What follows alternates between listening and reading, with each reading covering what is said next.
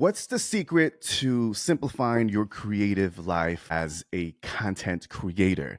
Well, today we're going to dig into a topic that I love discussing, which is productivity for us content creators. But first, let me introduce myself. If you don't know, I'm your host, Ozeal, and our mission here at Creator Factor is to empower your creator factor through community education and conversations like this designed to elevate your creator business. Now, our guest is a creator, the mastermind behind Better Creating. It's a productivity-focused YouTube channel with over 100,000 subscribers. And I got to admit, it's been one of my favorite go-tos recently for getting things organized on my end. I've been enjoying his content. He's a former theater director turned full-time content creator with a thriving six-figure business, which he started during the pandemic. And we're going to explore how he turned this pandemic side hustle into a full-time content empire, his favorite productivity tools and strategies for us content creators, and what it takes to align your energy with your creative business goals. Creator Factor fam, let's welcome to the show none other Simon from Better Creating in the building. Simon, how are you doing, mate? I'm good, thanks. Nice to see you. And that's a very polished introduction. Thank you. Well, I had to bring it. I had to bring the energy. I had to bring the introduction because I sound like I know what I'm doing. You've done a few things, a thing or two in the creative space. 17 years, Simon. I was doing some digging. 17 years in the theater business. You were, that's dedication, my friend. Let's start there. How 17 years in the theater business as a director, how has that shaped the way you approach content creation and everything that you're currently doing now? Yeah, I'm still doing it, actually. I'm still making a couple of shows a year, which is great. And it's been, it's a passion project. And I think like with any creative project, passion and a drive to want to keep doing it and, having to say hell yeah to stuff is why you do things. And so, but theatre directing has taught me collaboration. It's taught me how to build teams, how to tell stories, how to listen to who an audience are, but also give them what you think is valuable and exciting from your perspective. Yeah, so the great thing is out of adversity, a pandemic where the live arts were shut down for a good couple of years, I had a bit of space to reflect on what I was doing, get myself organized as a freelancer, and then accidentally started a much bigger business than my theatre career. But what it's done is it's allowed me to continue to make the theatre work, but pick the jobs I want to do and actually then grow something of my own. So the side hustle has become the main hustle, and now I can enjoy both in balance. That's the idea anyway. Win-win on both ends, right? Still pursuing and doing your passion, which is theater, and serving your community and being a content creator. So that is awesome. And a lot of things that you said that are essential to content creation make sense. You mentioned that theater taught you the art of communication, of performance, collaboration, serving your community and making sure that you're there for the audience, keeping them in mind. I feel like those are all the essentials of creating a great content platform, right? Yeah, I think so. And I think at the heart of it is like knowing what the kernel of the idea is that you're sharing at any one moment. And I think that clarity of like, this is the problem I'm solving, this is the pain point I'm talking to, this is the experience that people will connect with. That's storytelling, right? Really, or it's hooking an audience. And those things, I actually think my theatre making has got better from learning how to do that iteratively as a creator, right? Interesting. Let's talk about Creative Life Simplified, because that's, I would say, one of your core missions on Better Creating, which, by the way, we're going to link it up in the show notes. You guys can check it out. Amazing content. And a lot of it is how to simplify your creative life, which I think a lot of content creators in the state where there's burnout and we're wearing so many hats, being the business owner, being the creative, doing the marketing, all the things, that. Simon, what inspired you, brother, to help people, creative specifically, simplify their lives? Let's start there. Yeah, well, I mean, it started from me being a freelancer and with that bit of extra time going, it's easy to get overwhelmed, to have, the creep of all the to-do lists, saying yes to too many projects, juggling multiple things, let alone those who have families and all the rest of it to manage. And so I thought, well, in this time that I've got, I'm going to kind of learn some better systems, strategies, find some tools that help me just be a little bit calmer, get things done more effectively, choose and focus on the right things. That was the idea for me. And I figured if I help myself out, I know there are loads of other people that want the same thing that I needed at that time. And I think that's probably why my channel kept going, actually, because I was learning the tools to keep it going. And so you were documenting the journey of learning all these tools. Okay, and sharing. Okay. Exactly. And actually, and I think that's it. You kind of identify something that will help you and then work out how to share that with other people in a clear way. And that's kind of where it began.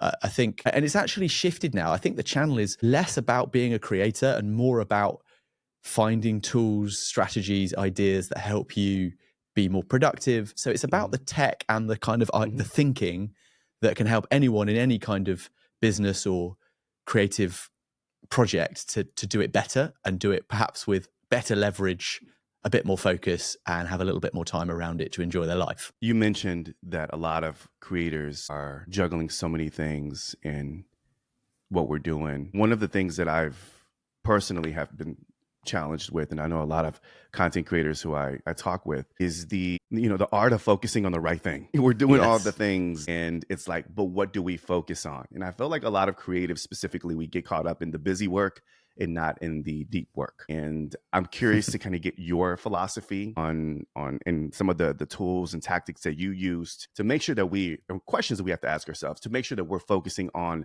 the work that actually matters and move the needle for our businesses. I mean, totally. It's the big one, isn't it? I mean, I was thinking about this because you'd mentioned this kind of area is obviously going to be interesting to your audience and it's interesting to all of us. Actually, I think it's the end of 2024 right now. And I'm starting to think about next year, probably a bit late. But actually, in the last couple of years, one of the biggest things I started doing was proper yearly reflection and then proper goal setting. And I think that is about like the clarity of knowing where you want to go or having those big, just about believable goals that you can name as like, I am the kind of person who puts their health first and everything else follows, or by the end, or it's that I have a business that sustains me and my family, whatever the goal is, learning how to do that well and rigorously has been a massive thing for me. And actually by really finding a system to do that, that made a huge difference. And again, it's one of those things, like I made a template and a PDF about it from my own head, shared it with other people. And it's great hearing people going, I can finally set goals. And so that's, for me, is the first one, knowing where you're going. And then I think once you find a way to really get clear on what is essential, because that's what you're talking about, right? The busy work is usually all the things that are immediately obvious to you that you need to do now without you questioning whether they are actually the essential thing. So I think distill it, going, what is actually essential today? Okay, I'm going to list what probably sounds like a roll call of productivity books now, right? So what is essential? Essentialism. Work out the one thing you need to do, Gary Keller and Jay Papasan, and then probably go, okay, in the goal setting area, when stuff comes to me, I think it has to be like a hell yeah. So if it's hell yeah, say yes. If it's a maybe, then just consider whether you're saying yes because you feel like you should or that you normally do. So I think just actually not saying yes to a lot of things means you make space to do the stuff that matters. And then finding a way to focus on the stuff that matters means that you get a lot further and you can be less overwhelmed, I think. You dropped a lot of big names in the mix. Keller, the one thing, and Derek Sivers and so many other amazing thought leaders. I love it. When it comes to your business, curious to know. When it comes to your business, you're obviously a YouTuber and you're creating content on YouTube, and then you were also doing theater work. Like, how did you personalize, or how did you design your business? Was it lifestyle first and say, this is the lifestyle that I want? Or was it, I'm going to build this thing and I really want to scale this to where I, make 7-8 figures? Like, I'm curious to kind of know like the mindset of creating your specific business with Better Creating. Yeah, well, I think I started it going, I'm interested in doing this. I wanted an outlet to explore some ideas. I had a bit of time. So it's different, right? Trying to start a side hustle or start that YouTube channel or podcast on the side. And we could talk about ways to do that well. But I think I just started it as a kind of, let me explore this stuff. It gets me interested and I know that I'll want to do it. And as I got into it more and as I learned more about it, I started to see the potential in it. And then I think I went, okay, after maybe, I maybe made 10 or 20 videos, I'm just going to do this and see how it goes. I started to go, I can see the potential for this to grow. And then I started to get a bit more serious about, well, I'll do it. And then I'll play with the what if. And it gradually, as it got momentum, that started to help me go, okay, and shape the direction of it. So I don't know if I kind of set out consciously to turn this into a big business. Okay. But I think that I probably early on saw the value of it and saw the response I was getting from my audience to certain things and went, that's where I need to go. That's where it can be valuable. And actually, we're in a really unusual time, I think, at the moment where we can be one-person businesses on a global scale, which has not been a thing in history. You have to be big corporations to have some sort of business on a global scale. So now with this world that we live in, this digital world, you can find a very small percentage of the population all obsessed with the same thing you are and then offer something really valuable to them. And, for me, I sell Notion templates, systems, bits of design and minimalist design stuff that help people build the tools they need.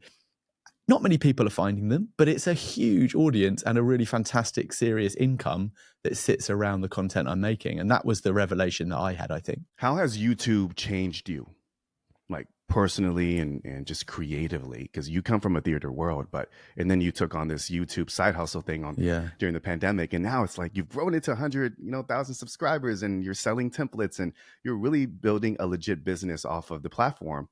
Curious to know how has it changed you? Has it changed your perspective and as a creative and what you're doing as a business? Yeah, I think it has. I think it's made me recognize that the things that I take for granted can be revelatory and quite amazing and unseen for other people. So I think a lot of people, if they're going to make stuff, if you always have something really valuable to offer, you just have to work out what do you know that is really valuable and interesting to you that maybe people, and don't presume people don't know it, people know it. I think that's what I found. So I started just sharing simple things I'd learned and I just learned. And then people were kind of going, this is amazing. This is helping me out. So that was a big discovery. I think it's probably taught me to be less of I've always known this is a bad thing, but it's taught me to be less of a perfectionist. I think that sometimes is an excuse to procrastinate and avoid doing the thing properly. So I think I'm all for improvement, quality, but it's taught me to get 1% better every time, to iterate, and to put it out, and just to put it out and worry about consistency above quality, and then the quality will come. And actually, I think you're usually your greatest critic. So the stuff you think is terrible will often go out online and people will love. And then the thing you've taken hours over, it flops. So I think it's taught me as well to receive feedback, know that a failure is just a step and then you do another one. So I think with theatre, I was making a show and it takes you 4 months and there's a big budget and a big team and it has to be a success. With content creating, I can go, put it out. That worked, put it out. Okay, put it out, learn a lesson. What's been the biggest challenge you faced as a creator? I actually think everyone talks about this with being a creator, about the value of consistency. I think if you can be consistent and keep doing it, that's one thing. What I've found about it is actually the challenge is to build the habit to actually make the process easy for yourself. Because I think, and I faced the same barrier I think everyone faces, which is you go, I've got this great idea. And you get going and you go, oh, this is harder than I thought. Or I've got to keep going for longer than I thought. Yeah. But if you do, and you get you move the obstacles and remove the friction as best you can, it does get easier. So it's that for me. It's like willpower. Oh, I'm sorry. Someone's trying to fail me. I think I've got a delivery. We'll keep it in there. Let's go. Shall I just well, you know what? Yeah, if you need to get that. Yes. Yeah. I'm really sorry. No, go ahead. They're going to keep ringing. Go ahead. Sorry. Yeah, no worries. That wasn't even for me. It was for a different unit. We'll edit that out. Yeah. You're good. So Yeah, just keeping consistent. And what was I saying? Where was I? About the habit, about the importance of just habit and kind of pushing through the resistance. And Yeah, and I think like anyone, the other thing I find is it can be quite a lonely thing. You know, I've gone from I'll go from collaborative months in a rehearsal room with people to just literally me in a room doing the thing. And so self-care, looking after yourself, finding that balance, that's been the big challenge for me actually. And it goes in waves. And when it's great, it's the best job in the world because you can do what you like. You've just got to keep that carefully. yeah.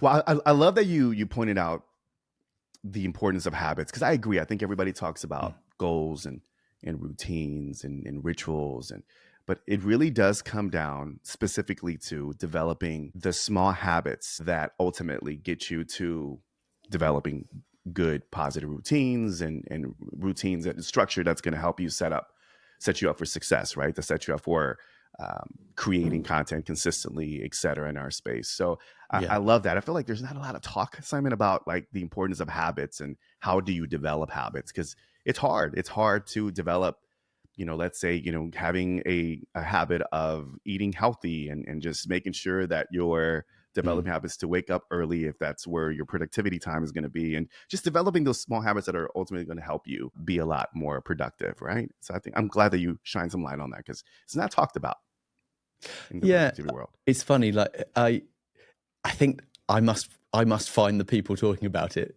maybe because I love it. Really? But no, I think you're right. Me. Well, I think the first, so there's now a really big community of people that have downloaded some form of Notion template from me. So essentially a productivity tool. Yeah. And I think we all go to what's the app, the tool, the thing that will solve my problem. And the thing I see most from those customers, that community, is they buy the thing or they download the free thing and then they go, I'm finding it really difficult and I can't use it. And you go, well, absolutely. Yeah, that's why they're a video.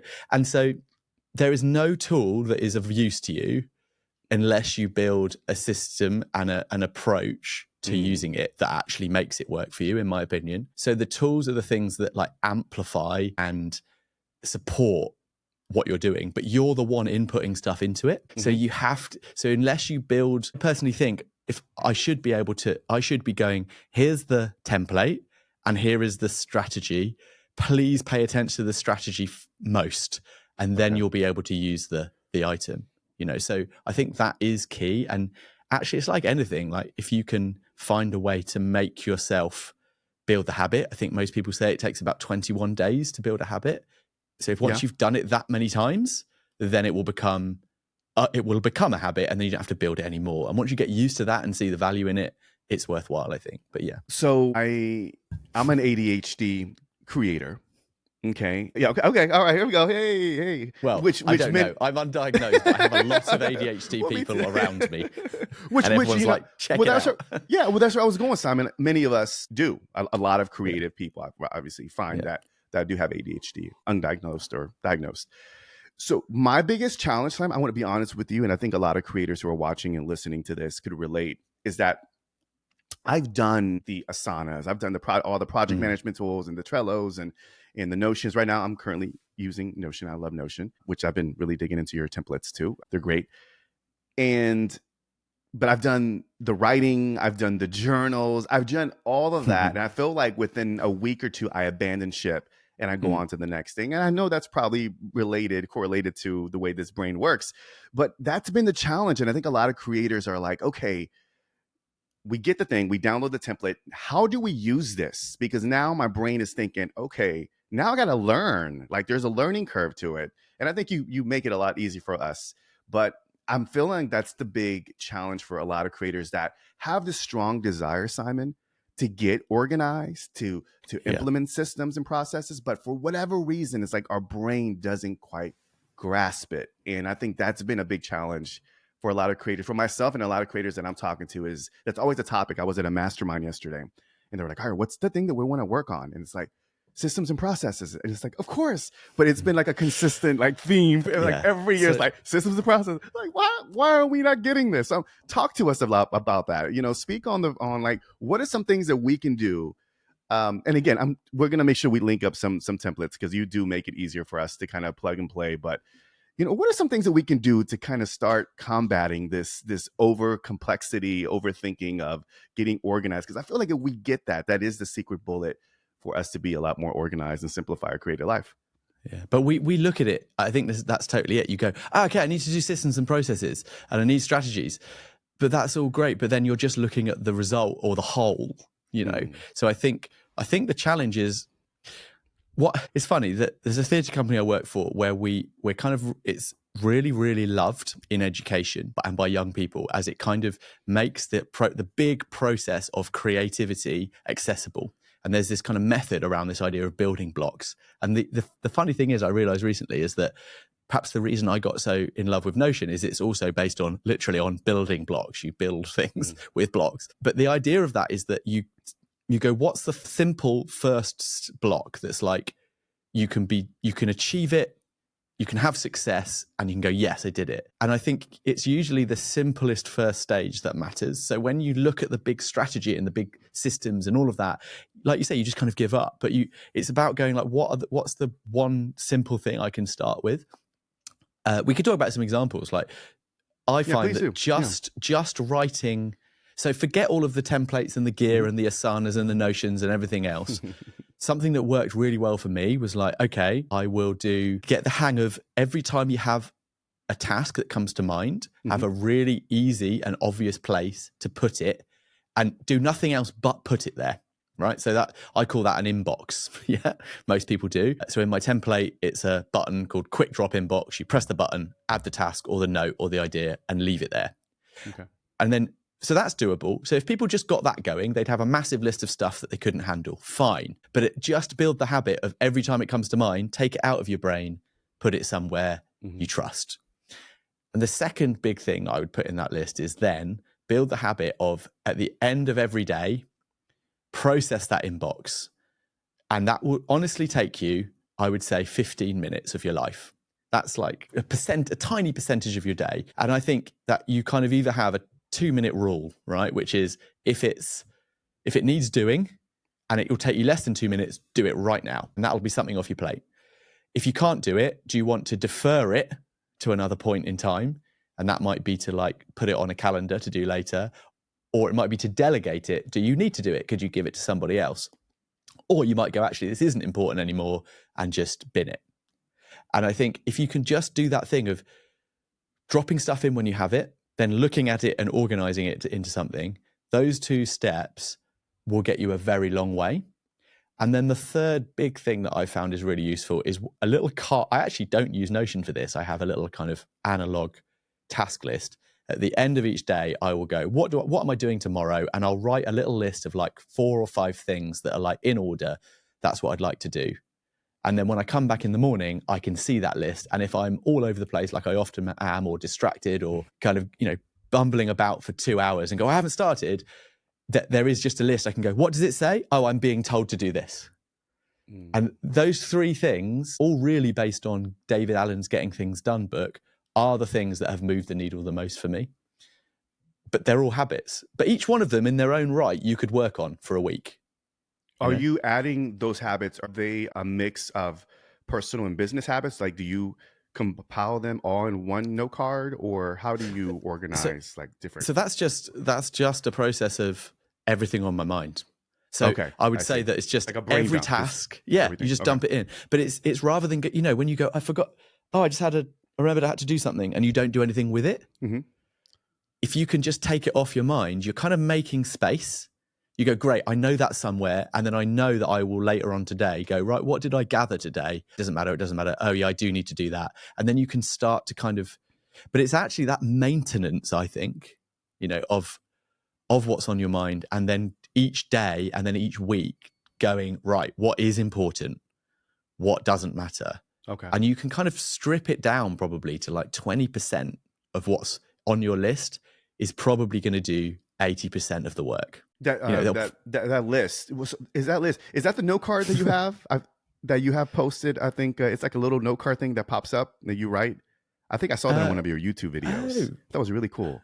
Oh yeah, I don't know. Is that it? Okay, It could be. I It saw can like a take little any like form. wooden thing, and I know I was Yes, it looking. I was is. like, that's Yeah, pretty yeah, yeah. cool. I'm like, that's pretty. It's like a note card, and it's like propped up, and it just shows you. I don't know. Yeah, Small yeah. things like that help my brain It is. sometimes. That's no. You're right. It's a little Argamunk make this lovely little analog product that Yeah. does that. It Yeah. costs quite a bit of money. You know, not everyone needs it. Really, all Okay. you need is a couple of cards and some bullet points, No and cards that's and it. bullet points. Gotcha. Yeah. Gotcha. Okay. Yeah, Okay.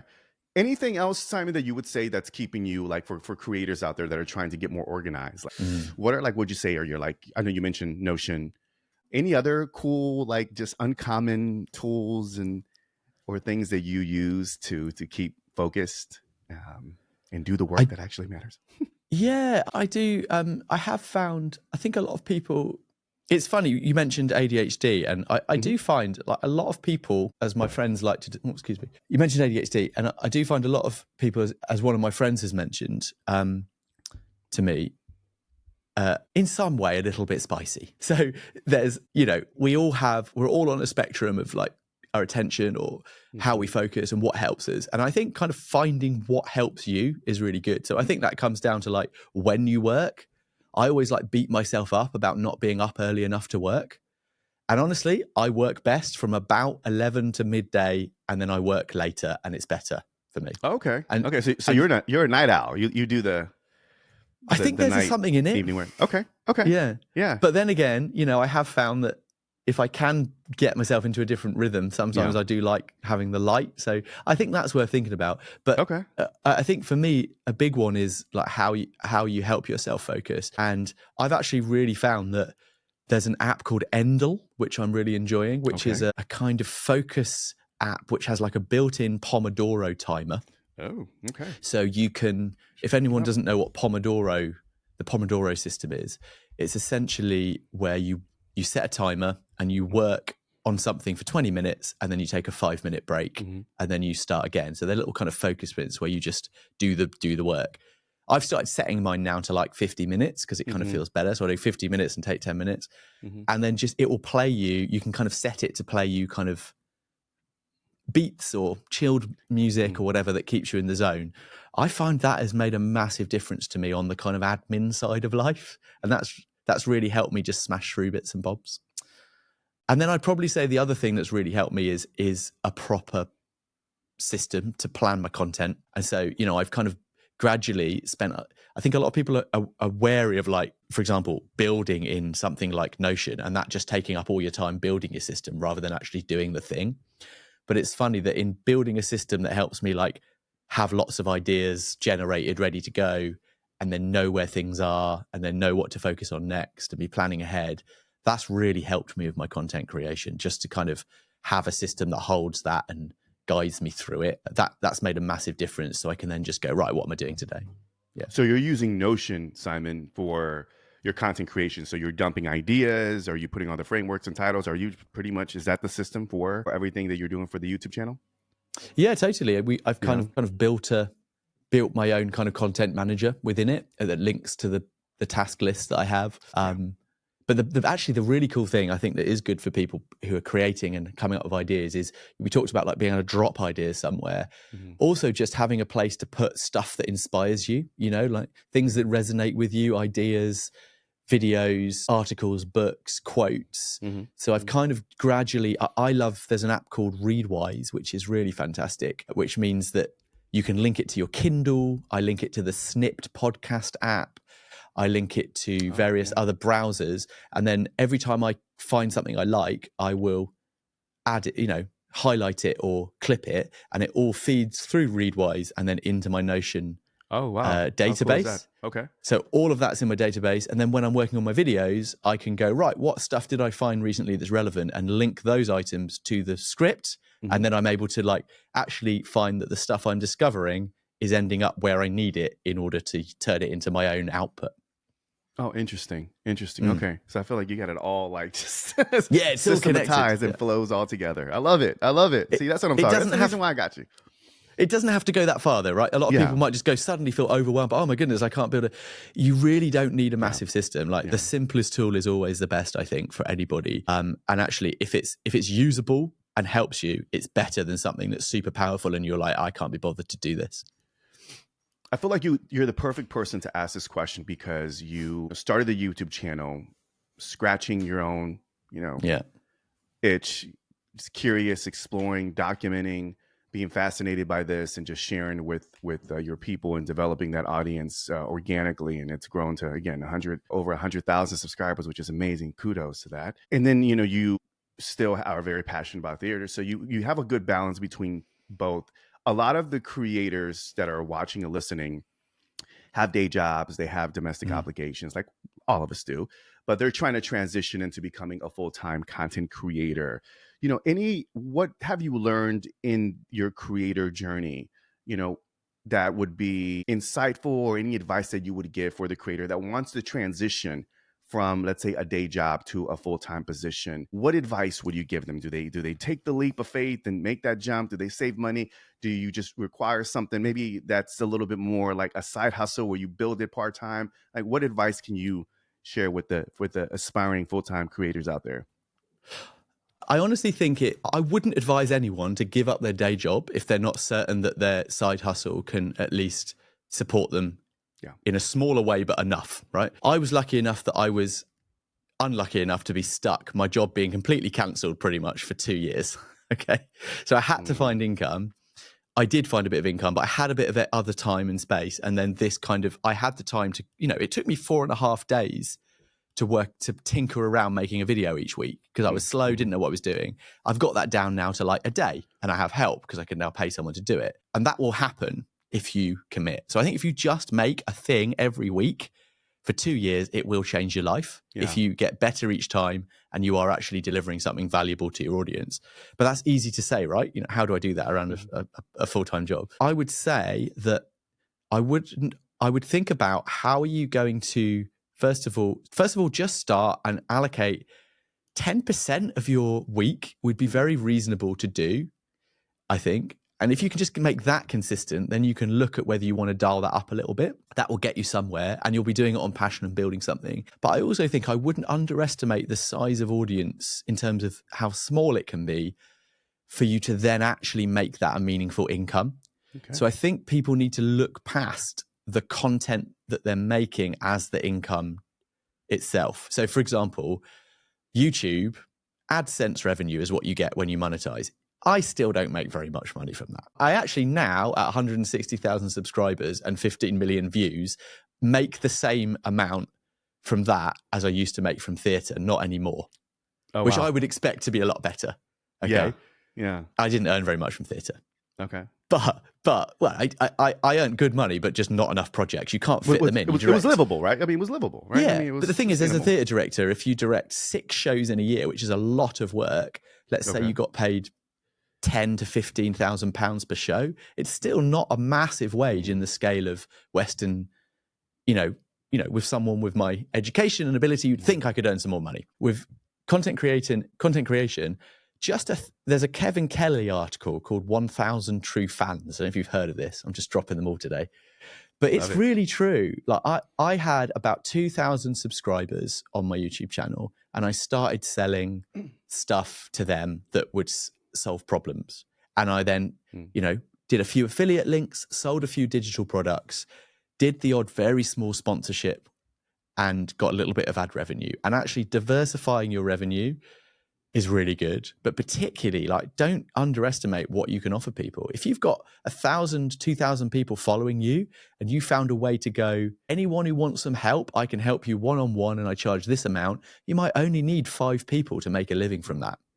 So I think it's looking at that with perspective, and anyone not in the content game would probably think that a potential lead base of 2,000 people is insane. It's really exciting. So I think that's the way to look at it, is think about how you can provide value to your audience and how you might be able to monetize in a way that doesn't compromise what you stand for, but that could actually give you the platform to then leave that full-time job because you've got that other income.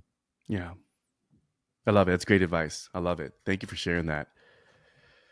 So as we, and I have a few more questions. I'm gonna have to bring you back, man. I'm gonna bring you back in 2025 to talk more about productivity, because I can go on and on and on. And I've been, I've been going back into revisiting Notion, which is how I discovered you. I was looking for, I was working on Asana and Trello, and I was doing the whole analog thing, and I was just trying to write things. Like, you know what, I have this notion, and I'm like, I really want to get back to doing this, because as I mentioned to you before, in the green room, I'm trying to do a lot more with YouTube, and obviously streamline my podcast workflows.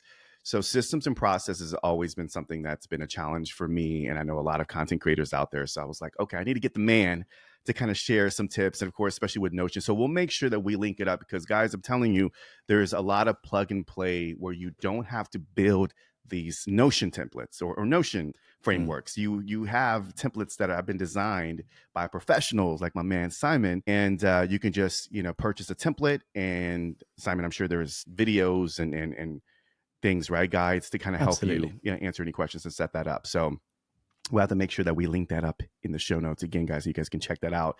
As we land the plane, my friend, I always like to finish this podcast with this question right here, in that if there's one creator factor that every creator should learn and master, what would that be? I think it's writing. Because if I think about like what has actually made most impact on what I'm doing, it's learning how to distill the ideas. So whether you're an entertainer or you're an educator, whatever, right? I think if you can write well and you can learn how to either hook an audience, build a tension gap, retain that audience, we are, as storytellers or as educators or entertainers, we are trying to manipulate an audience to a certain extent to go, stay here, this is going to be good. And then to build, and to entertain and inspire and question and challenge, all of that. But writing is actually the thing that I have had to make the most space for,